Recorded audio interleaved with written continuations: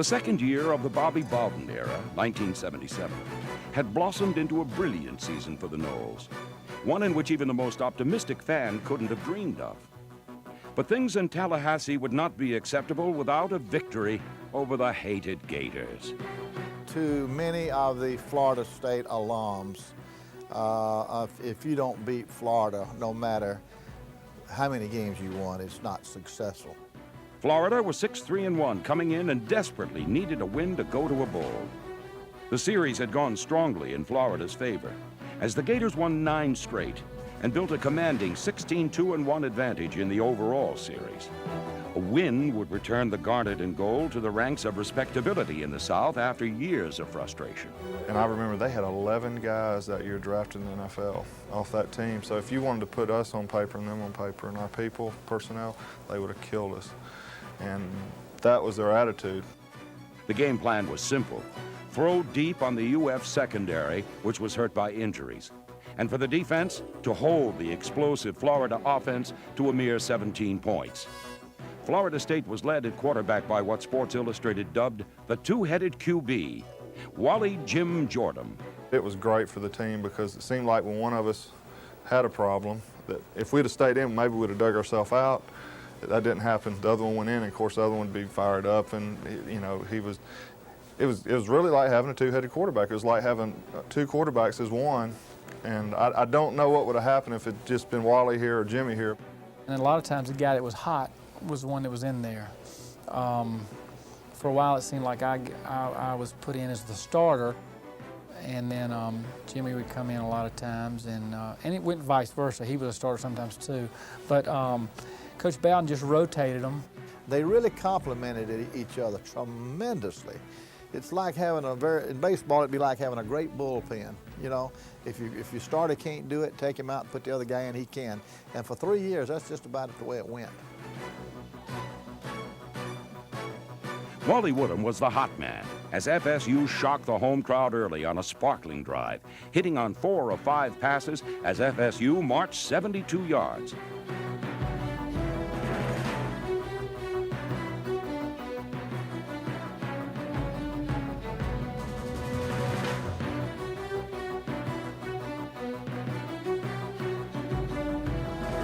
Both offenses have trouble moving the ball, mustering only field goals.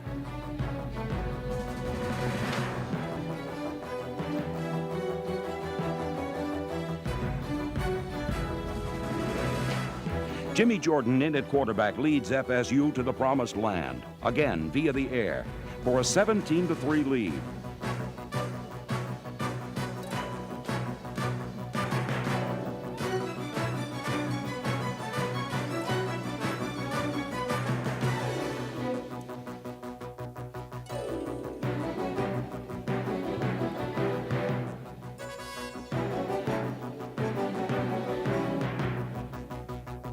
Two Gator field goals narrowed the gap to 17-9 at the half.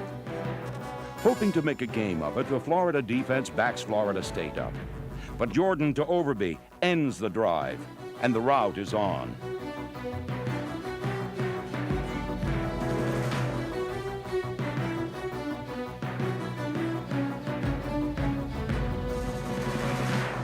Florida tries to get back into it, moving to the Noles' 1-yard line on 4th down, but it was not enough. FSU takes over, driving 99 yards and putting the final nail in the Gators' coffin.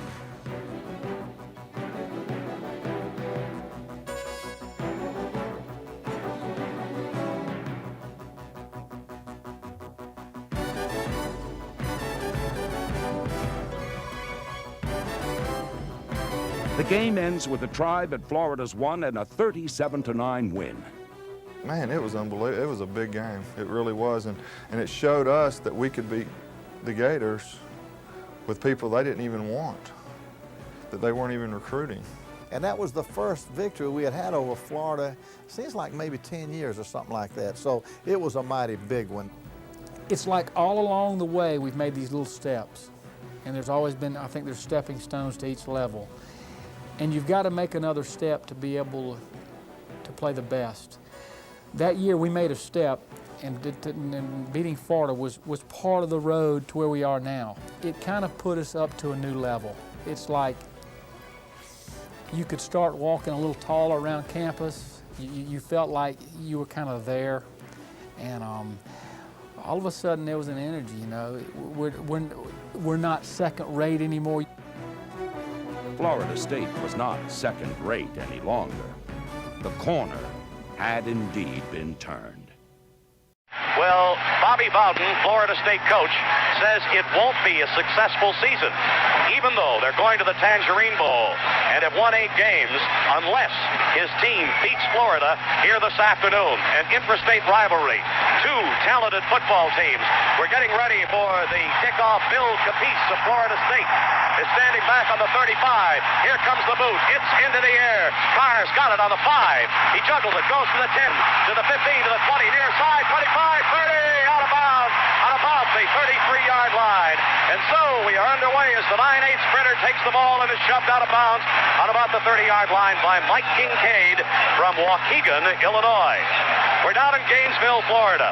Happy to have you with us on Mutual Radio, where you find the bowl games, the Gator, the East-West, the Orange, the Sugar, the Liberty. And now huddling on the 25-yard line, Florida with the blue jerseys comes out of it. LeCount is the quarterback. It's an I formation behind him. Out to the near side is Derek Gaffney as the wide receiver. LeCount has the ball, rolls out to his right. He's at the 29. Cocks the arm, throws incomplete on the 46-yard line. And leaping up for that football and unable to grab a hold of it is Wes Chandler, the outstanding wide receiver, who is a 9-6 in the 100-yard dash, All-American in the UPI, first team, second team All-American on the AP. There's a flag on the play, and we're checking now with Florida State. So it appears as the Gators back up toward their 15-yard line that an illegal procedure call is the penalty, but Florida State has declined. So the play holds up, the incomplete pass, and it'll be second down for the Gators. The big man on the defense for Florida State, their middle guard, Ron Simmons, will be watching him closely. Out to the far side goes Derek Gaffney into the wishbone formation now. The I was run on the first play, second 10. LeCount calls signals. Unbalanced line left. LeCount looks over the defense. He has it. He tries to give off to his fullback, smashing off right tackle, and he's hammered on about the 35-yard line and dropped on the 35 by Ron Simmons, the middle guard, the nose guard coming over. A sensational performer, only a freshman. Calling the defensive signals for Florida State is David Little, who is teaming with Simmons on that defensive unit of the Florida State Seminoles. The Gators come out of the huddle. Florida with LeCount at quarterback. The wishbone behind him. Gaffney to the near side. Chandler far side. It's a balanced line. LeCount gives off to his tailback. It's Tony Green. He's hit around the ankles. Falls on about the 36-yard line. Might have gotten to the 36. Ron Simmons again busting in over the middle and beating the middle of the Florida Gator line, and that is Mark Cotton, 6'6", 272. He just couldn't handle him, so we've got a punting situation now, and coming in to punt for Florida's Alan Williams. Super record, 43.7 average, gets it high, got the ball, gets away with it. It's a high spiral going down to about the 20-yard line, and it's grabbed on the 20, cutting toward the middle of the 25, and moving ahead for Florida State at the 25-yard line. And grabbing it for Florida State was Bobby Butler, and he was dropped on about the 25. Let's make it the 26. With the score 0-0, there's a timeout on the field, and now this for Firestone Tires. Calling the signals is the quarterback for Florida State. He's got the ball, goes back to pass, sets himself on the 20, finds a receiver near side, got it on the 30-yard line, hammered and dropped on the near sideline for the University from Florida State. After he grabbed the ball was the receiver, and that was coming in and grabbing it was Greg Lazaro, the tight end, who made a quick move to the outside. The wide receiver went down deep, drawing the coverage, and Lazaro grabbed the football. And so Florida State comes out of the huddle with Wally Woodham in the quarterback. Woodham in the I formation. Strong side of the line is left, and coming out to the near side is Kurt Unglaub. Back to pass goes Woodham. Throws complete to Unglaub on the 46-yard line, and he's knocked out of bounds on the 46 by Florida's Tim Ike. Tim Ike coming in, making the tackle, but not before the Florida State Seminoles get their offense going. That was a quick out pattern. Had to have perfect timing on it, and Unglaub grabbed the ball and was dropped. Unglaub this year has been playing mostly second string, 6 catches, 99 yards, a 16.5 average. He was one of the stars of Florida State performance against Florida last year in a game that saw Florida State lose, but they ended up with a ball on the 9-yard line as the game ended against Florida last year. Unbalanced line to the left as the quarterback Woodham calls signals. He has the ball, goes back to pass again, sets himself on the 39, throws upfield, got his receiver in Florida territory, 38-yard line, and he is dropped on the 38. A quick pattern with a slant in. Grabbing the ball for Florida State was Mike Schumann, very talented receiver, not great speed, got all the moves, and gave Florida State the initial touchdown. Then Florida came back, and then Jordan came on the field to help Florida State and lead them in a drive. The kickoff high into the end zone and into the stands in the end zone to our right. So Florida State with Key going back and looking helplessly at the ball takes over, first down 10 on the 20-yard line. So Florida State now setting the Florida State offensive unit. In the backfield, it will be Jimmy Jordan taking over where he left off in the first half. Woodham started the first quarter. The team cooled off a little bit. Jordan came in and got the momentum back. Coming out to the wide receiver spot. On the near side is Overby. Far side is Schumann. Quarterback Jordan has it. Gives off to Key around the right side. 20, 25, 27-yard line.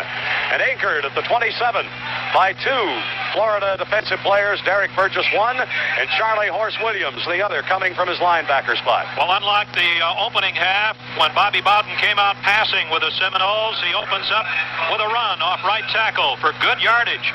Unglaub goes out to the far side. Schumann to the near side. I formation behind the quarterback Jordan. Strong side of the line is right against the 5-man line. The give goes to Key. Finds a little hole. He's at the 30 to the 32-yard line and grabbed around the ankles by Williams on the 32. Williams helped on the play on defense by Michael Dupree, who is in at defensive end. The front 4 for the Gators on defense will be Dupree at one end, Richard Ruth at the other, Lucky at tackle, and at the middle guard will be Scott Hutchinson, Melvin Flournoy at the other tackle. The center for Florida State, Gil Wesley, comes over the ball to the near side, Overby. Far side is Schumann. Calling signals. Quarterback Jordan. Pitch back to Key. Round right in. 30. Hit on the 30. Moves ahead. Out of the arms of the tackler Dupree on the 30-yard line to the 33. Sylvester King comes in and makes the stop there. King in at left defensive tackle now for Doc Lucky. The ball will be on the 33-yard line for Florida State. It'll be second down. And let's make it about 9 yards to go after a 1-yard gain. Florida State huddling on the 25-yard line. They came out passing in the first half. They've gone to the run in the second. To the near side, Schumann. To the far side, Unglaub. Calling signals. Quarterback Jordan. Jordan back to pass. Rolls to the near side at the 25. Cocks the arm, throws downfield. Schumann has it in his arms on the 40, and it falls out as he is hit in the defensive backfield by Tim Eit. Eit comes in. He's from Clearwater, Florida. Hit the receiver Schumann as he had the ball cradled in his arms on about the 40-yard line. Schumann had to run in for the ball toward the middle of the field, and as he did, the ball came in, and he was hit by Eit. And so it will be a third down coming up and 9 yards to go. And what great respect this Gator secondary has for these tremendous receivers for the Seminoles. They gave a lot of room on that one, and there was a penalty flag on the play. So the pass not only falls incomplete, it'll be wiped out by a penalty as well.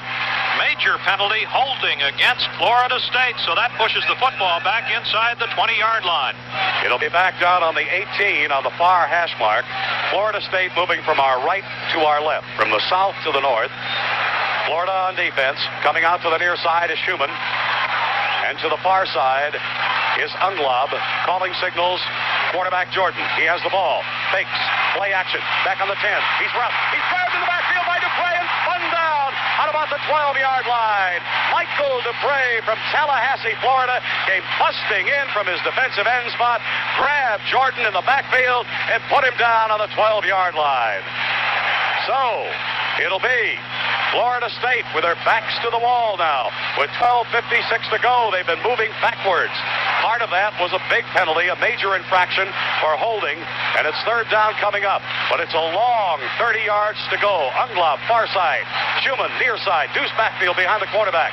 Back to pass goes Jordan. Gives off. To Key. Finds a hole. 15, 20. Far side, 25, 30, 35, 40, 45, 50. Run out of bounds on about the 49-yard line. Let's make it the 50. Brilliant run by Key. Chuck Hatch runs him out of bounds. Linebackers sucked in. And then on the delay, everybody eliminated at the line of scrimmage. Key takes it. Runs with fantastic instincts as he goes for 38 yards. Cut to the near side. Then went against the grain. Going to the far side and moving the yardage to the 50-yard line. That was a pure 1-on-2 foot race. 1-on-2. He beat the two deep man for Florida to get him up to midfield. Schumann comes out to the near side. And it's Overby to the far side as Jordan has the ball, gives off to Key. It's a delay again. He tries the right side and can't find any running room at all. Line of scrimmage blocked. That was Sylvester King.